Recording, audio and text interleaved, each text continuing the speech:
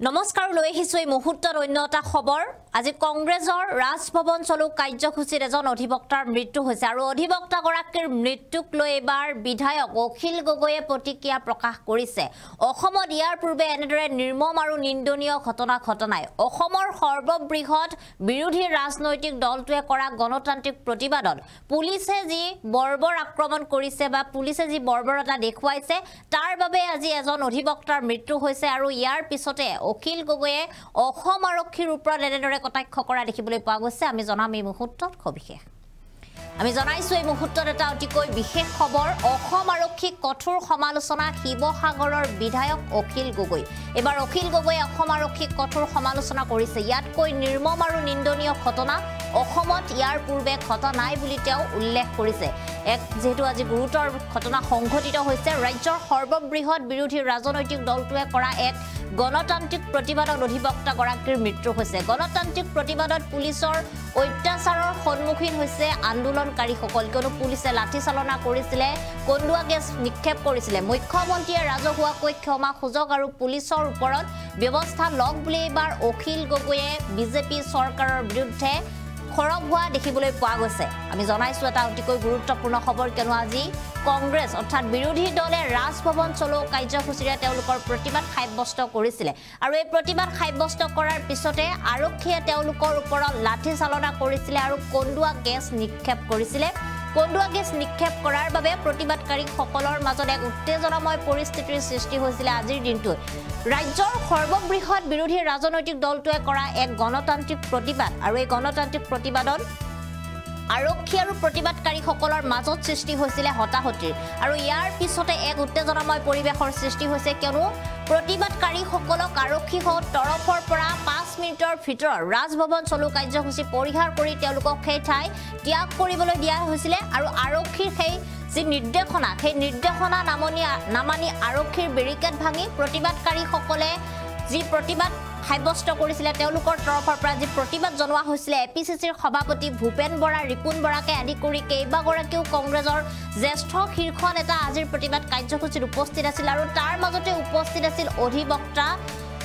অধিবক্তা গৰাকী আৰু ইয়াৰ পিছতে অধিবক্তা গৰাকীৰ সৈতে যি ঘটনা সংঘটিত হৈছে সেই ঘটনাৰ পিছত এতিয়া সকলোৱে কংগ্ৰেছৰ যিসকল কাৰ্যকৰ্তা কৰ্মী সকলোৱে দুখ প্ৰকাশ কৰিছে আৰু ইয়াৰ লগতে তেওঁলোকে বিজেপি চৰকাৰক দোষাৰোপ কৰিছে আৰু এই ক্ষেত্ৰত এবাৰ অসম আৰক্ষীক কঠোৰ সমালোচনা কৰিছে শিৱসাগৰৰ বিধায়ক গৰাকীয়ে তেওঁ কৈছে যে এনে ধৰণৰ নিৰ্মম আৰু নিন্দনীয় ঘটনা অসমত ইয়াৰ পূৰ্বে ঘটা নাই অসম আৰক্ষীৰ ওপৰত যি এনে ধৰণে আজি অসম আৰক্ষীয়ে যি ঘটনা সংঘটিত কৰিছে তাৰ ওপৰত মুখ্যমন্ত্ৰী খৰগ হ'ব লাগে আৰু ৰাজহুৱাকৈ অসমৰ মুখ্যমন্ত্ৰী ডক্টৰ হিমন্ত বিশ্ব শৰ্মাই ক্ষমা খুজিব লাগে বুলিও তেওঁ উল্লেখ কৰিছে এই মুহূৰ্তত আমাৰ হাতত অখিল গগৈ সেই মন্তব্য আছে সেই মন্তব্য আমি আপোনালোকক শুনাইছো আজি গুৱাহাটীৰ ৰাজভৱনত কংগ্ৰেছ দলে প্ৰতিবাদ সাব্যস্ত কৰোঁতে পুলিচে যি লাঠি চাৰ্জ কৰিলে পুলিচে যি কন্দুৱা গেছ দিলে তাৰ ফলস্বৰূপে পুলিচৰ অত্যাচাৰত এজন আন্দোলনকাৰীৰ মৃত্যু ঘটিছে মৃদুল ইছলাম নামৰ অধিবক্তাজনৰ মৃত্যু ঘটা বুলি আমি জানিব পাৰিছো আৰু এই ঘটনাক ৰাইজৰ দলে কেৱল গৰিহণা দিয়াই নহয় অসম পুলিচৰ বিজেপি চৰকাৰৰ এই অত্যাচাৰক আমি নিন্দা কৰিছো আৰু এই কামৰ কাৰণে আমি বিজেপিৰ পদত্যাগ দাবী উত্থাপন কৰিছো অসম পুলিচৰ হৈছে কি আচলতে যে ৰাজভৱনৰ নিচিনা ঠাইত গণতান্ত্ৰিকভাৱে কৰা প্ৰতিবাদ তাকো অসমৰ সৰ্ববৃহৎ বিৰোধী ৰাজনৈতিক দলটোৱে কৰা প্ৰতিবাদক এনেকৈ দমন কৰাটো কেতিয়াও মানি ল'ব নোৱাৰি ৰাজভৱনত কৰা প্ৰতিবাদত যদি বিৰোধী দল ৰাজনৈতিক দল এটাৰ ওপৰতে ৰাজনৈতিক দলৰ কৰ্মীৰ ওপৰতে যদি এনেকৈ আক্ৰমণ কৰিবলৈ হয় তেতিয়াহ'লে তাৰ অৰ্থটো হ'ল চৰকাৰ এই মুহূৰ্তত নিজেই নিৰাপত্তাহীনতাত ভুগিছে সেইকাৰণে আমি কংগ্ৰেছ দলৰ সদস্য মৃদুল ইছলাম ডাঙৰীয়াক এনেকৈ অসম পুলিচে হত্যা কৰাক নিন্দা কৰিছো গৰিহণা দিছো আৰু অসমৰ ডিজিপি জিপি সিঙৰ পদত্যাগ আমি দাবী উত্থাপন কৰিছো লগতে আমি দাবী উত্থাপন কৰিছো যে এই ঘটনাৰ কাৰণে অসমৰ মুখ্যমন্ত্ৰীয়ে ৰাজহুৱাকৈ ক্ষমা খুজিব লাগে অসমৰ মুখ্যমন্ত্ৰীয়ে দুখ প্ৰকাশ কৰিব লাগে অসমৰ মুখ্যমন্ত্ৰীয়ে মৃতকৰ পৰিয়ালৰ ঘৰ ভ্ৰমণ কৰিব লাগে আৰু অসমৰ মুখ্যমন্ত্ৰীয়ে মৃতকৰ পৰিয়ালৰ ঘৰলৈ গৈ